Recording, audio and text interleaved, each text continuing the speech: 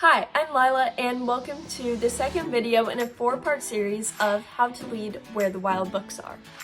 In this series of videos, I will be teaching you how to lead your very own summer children's book club. For some background, I started this club as part of my Girl Scout Gold Award project, and to ensure that the joy of the book club sessions lives on, I have created how-to videos to share how to lead and what I have learned from hosting a summer children's book club. The goal of the club is to share and expose children to literature.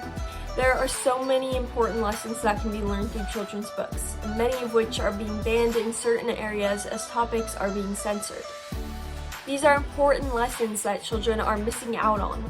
I have carefully selected books with important lessons to learn at a young age and crafted fun activities around them as a physical reminder of the lesson for each club member. These how-to videos can help if you're a parent looking for a fun literacy activity for your child, a teacher, or even a teen like me looking to start your very own children's book club. Everything I'm sharing in these videos has been tested over the summer, and I've also taken lots of feedback into account and will be sharing what worked best in each session as well as what to stay away from. That being said, please check out all the other lessons and let's get started on our second lesson. We Are Water Protectors by Carole Lindstrom. Like I mentioned in the previous video, doing an icebreaker is essential to getting everyone involved, excited, and ready to start the club. For We Are Water Protectors, I chose to do a Would You Rather. I played this where one side of the room was one option of the Would You Rather and the other side of the room was the other. This got everyone up, engaged, and excited to play. This is such a good go-to icebreaker if you ever need one, and I'll be honest, it was probably the most successful icebreaker that I tried this summer. You can also theme the questions to any lesson that you're trying to create. My group was about 6 to 7 years old, but you can also make the questions cater more towards an older or younger age group. Make sure to ask follow-up questions to get to know everyone in the group a little more and so that everyone gets a chance to share. To make sure all reading levels are accounted for, I decided to do a read aloud. You can always buy or check out the book from your local library, but there are also many read aloud videos online for all the books featured in my curriculum. Some tips I have learned for read-alouds are to pause when you want to emphasize a point and ask the group either how they feel or how they think the characters are feeling. You can always ask them to summarize as well if you think it's a complicated plot to follow. This allows them to think more about the deeper meaning of the book, and it's also helpful for those longer books where it can be harder for the kids to sit still without getting antsy. We Are Water Protectors is a story about a young Ojibwe girl who shares the stories of an oil spill contaminating the water that is sacred to her community. The illustrations by Michaela Goade are beautiful, so be sure to share the images with the kids.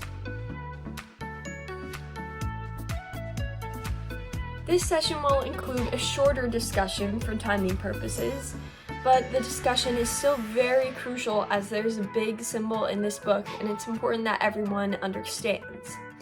The story features a black snake that is supposed to represent an oil pipe that leaks and destroys the sea life and pollutes the water. Together, brainstorm things that everyone can do to keep the water and earth cleaner. For example, we shouldn't litter and always throw away our trash in the correct bin. We could drive electric cars if possible to reduce the bad fumes we put in the air. Again, let the conversation flow as long as it is on topic. If the group is not getting antsy, you can briefly explain global warming in a way that kids would understand. For example, there's like this big blanket covering Earth and it keeps it warm. But when we produce fumes from cars and factories, it gets too warm in the blanket. This causes the ice to melt and the water to rise. Now you can brainstorm ways to help with global warming. Now transition to the main environmental problem in the book, an oil spill. In this session we get to do a lab. It's really cool. And so for this you will want to have a lab table set up. You should have 2 dishes about halfway filled with water. And this represents the ocean. Show the kids how you cause an oil spill by pouring a bit of olive oil into the ocean, and tell them that today we are going to learn 3 ways that people actually use to clean up oil spills. The first dish, spray a bit of Dawn dish soap and stir it around to show them how the oil breaks up, making it easier for it to clean. Ask if anyone uses dish soap like this in their house because it works the same way when we're cleaning our dishes. In the second dish, demonstrate skimming and absorbing. Use a spoon to show how boats will contain and skim the oil off the surface. They could also use big absorption pads to soak up the oil. Demonstrate this with cotton balls. Let each kid take turns with the spoon and cotton balls and congratulate them on saving the ocean, reminding them that they can and should work to save the ocean in real life. At the end of the We Are Water Protectors book, there's a pledge that the whole group can take to always protect the water. Spoiler alert, the activity is making sea animals out of paper plates to protect. So it would be amazing if the pledge could go right after they make their sea animals, but because it's hard to grab their attention after the activity starts, I recommend doing it right before. There are 3 options of paper plate sea animals they can make. One is a crab, which would be half a paper plate colored red with red construction paper used for the legs, as well as googly eyes for the eyes. For the jellyfish, they will also use a half paper plate and they can cut off the top of it if desired. This one adds a lot of creative freedom, and having different colored yarn or string from the tentacles makes it fun. Lastly, they can make a fish with the scales being made out of tissue paper. To make the fin and the mouth, you just cut out like a Pac-Man shape and glue the triangle part to the back for the fin. Because all of these require scissors, you want to make sure that you and any volunteers who are helping you out are walking around and looking for unsafe scissor use and helping whenever they can. All these cute sea creatures are a great reminder for them to protect the water. Thank you so much for watching the second lesson in this 4-part series.